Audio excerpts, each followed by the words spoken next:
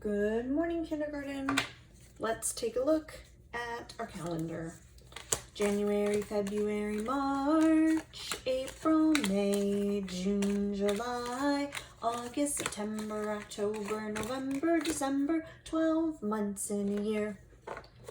Looking at the month of May. Very good. Friday was the first day of May. What number would I use if I were talking about May like a number? January, February, March, April, May. If I were using May like a number, I would use number 5. Down and around and give it a hat. There's my 5, would be for the month of May. Let's fill in our days. After number 1, got a number 2. What day of the week is that? Sunday, Monday, Tuesday, Wednesday, Thursday, Friday, Saturday. Saturday was the 2nd. Sunday is the 3rd day of the month. We'll give that this label.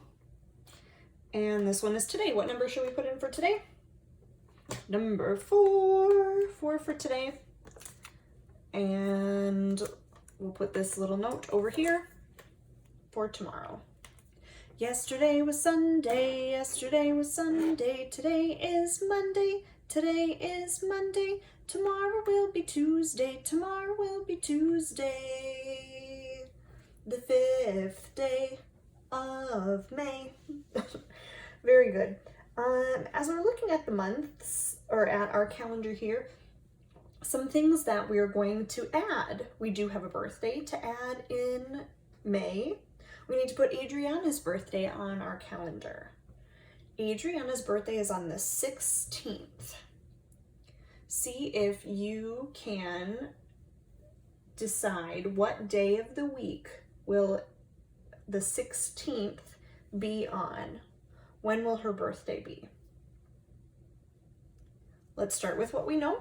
We know number 4.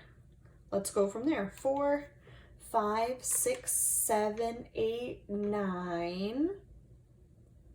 I have to go back to the beginning because it follows in a pattern. I can't go here. 9, down to here. 10, 11, 12, 13, 14, 15, 16. Adriana's birthday will be on 16. What day of the week is that? That's Saturday. We'll put her name in the box, Adriana, and her birthday is on the 16th. Think about how to make a 16, a 1, and a 6. Alrighty. One more thing we're going to put on our calendar today is the last day of school. The last day of kindergarten, the last day that you'll be in my class. The last day of kindergarten falls on it falls on May 21st. See if you can find out what day of the week is May 21st. Let's start at 16. After 16 comes 17, 18, 19, 20, 21. 21 is the last day of school.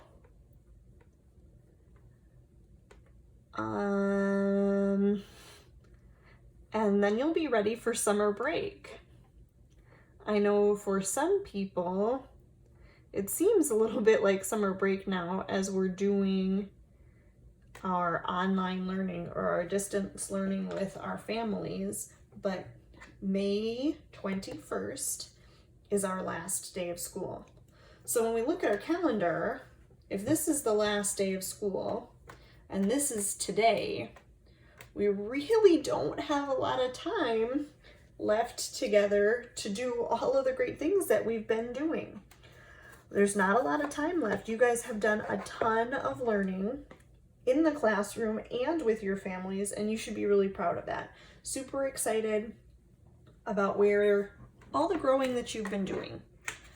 Our calendar set aside. I'm gonna bring up my notebook, and in our notebook today, we are looking at the date first. I need a little paper. Here we go.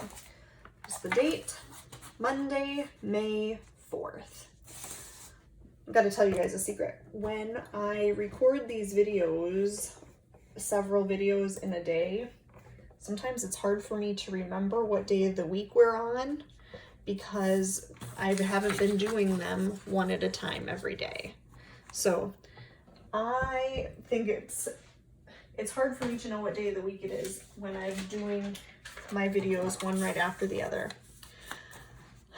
Maybe you're not using a notebook and you're just waiting for me to move on to what's next. And that's okay. We are gonna look at some 6 little words. Let's start there. Here are 6 little words you'll need. Here are 6 little words you'll need if you really want to read. If you really want to read. And, not, you, for, got, are. Know these words and you'll read too. Know these words and you'll read too. You may find it helpful to rainbow write those words. Maybe you're using them in a sentence. Maybe you have the letter tiles and you're scrambling them up like we did the one week with the eggs where I put the letters in the egg and you were unscrambling the letters to make those words. Maybe you're finding those words in books that you're reading. Remember, these are words we want to be able to read right away and spell right away. Last week we spent some time on long vowel words when we were doing our word work, and I'd like you to do the same this week. This week I've given you long vowel A. A and I, when they sit next to each other, they say A, and that L makes the O sound. So right now this is ale. I put some boxes here where you could try these letters with an ale ending to see if you could read or figure out what that word would be. If you want to pause the video and give it a try, if you want to try it out on your paper, slow and steady, take some time and do that now. I'll help with what they are in just a minute.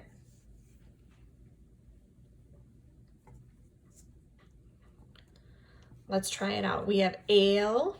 If we put F in front of ale, it would be ale, fail. Like I tried to do it, but this time it was a fail. I didn't make it happen.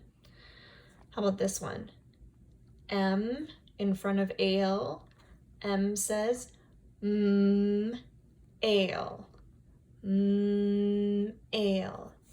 That word is mail. I went out to get the mail from the mailbox. How about letter P? P says p. Ale. P. Ale. Pail. I put the sand in the pail to make a sand castle. This kind of pail is talking about a bucket. We've got a couple more. I'm gonna make some more ale over here so we can do these last 2. R says ale, rail. The train travels along the rail. Or T says ale, tail. The dog wags his tail. This week I'm going to practice with long vowel word families, and I'll give you some options to try. One of the reasons I'm going to do that is because some of these words can have multiple spellings. This word mail, like mailbox, or I put a letter on my mail, could also be spelled this way, M-A-L-E. That word is said the same as this word. This word is male, but that's talking about a boy. A boy is a male, a girl is a female. Male spelled this way is what comes in the mailbox. Same thing happens with pale. Pale could be a very light color. It's spelled just like male. And the same thing with the word tail, can be spelled with a bossy E, and it has a different meaning. So this week I'm going to give you some words to try, and we'll talk about this long vowel spelling pattern as well. This kind of tale is like a story, like a fairy tale. This kind of tale is on the caboose of an animal. Let's take a peek at some math. Today's math is a little bit different than number math. Today's math, we're looking at identifying different times of the day. So I have this math paper here, and it is divided into squares or tall rectangles. So that's not necessarily something you need to have printed or need in front of you, but maybe drawing in your notebook or making some squares in your notebook to help you. I have the words morning, afternoon, evening, and night.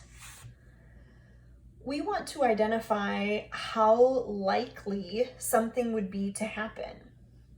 When it's light outside, we say it's daytime.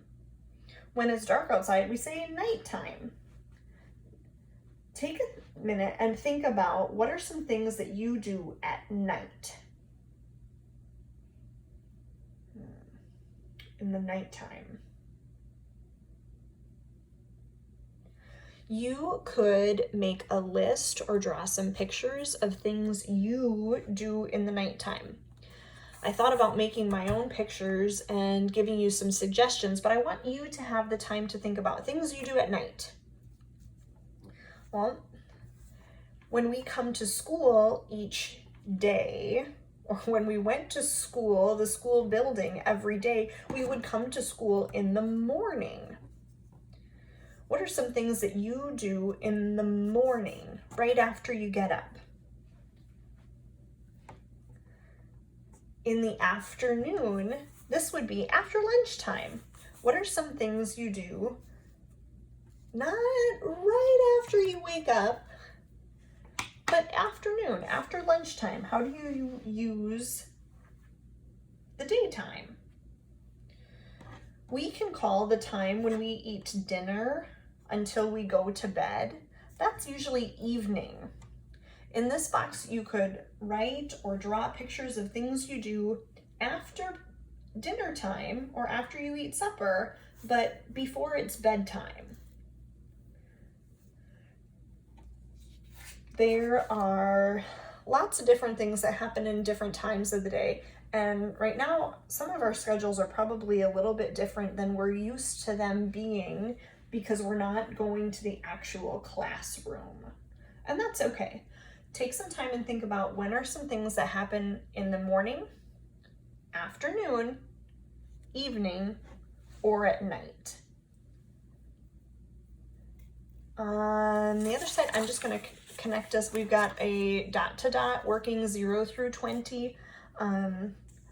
If the paper is not something that you have access to or want to have access to, that's fine. See if you can practice writing your numbers 1 through 20 on your own. Make sure your numbers face the right way and that you're using your very best handwriting where the numbers start at the top. Have a wonderful Monday.